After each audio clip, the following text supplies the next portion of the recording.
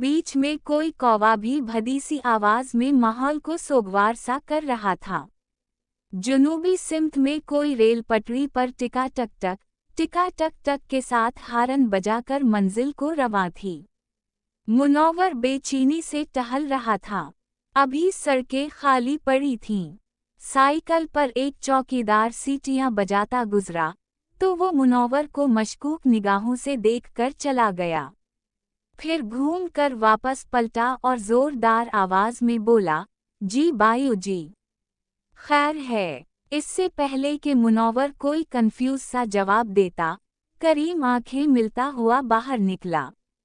हाँ भाई, क्या हाल चाल है खुदादाद? गाँव नहीं गया अब तक? साथ ही करीम ने मुनव्वर को मुखातिब किया। देर तो नहीं की मैंने। चौकीदार सिगरेट का सटा लेकर उभरती सुबह की धुंधलके में गायब हो गया।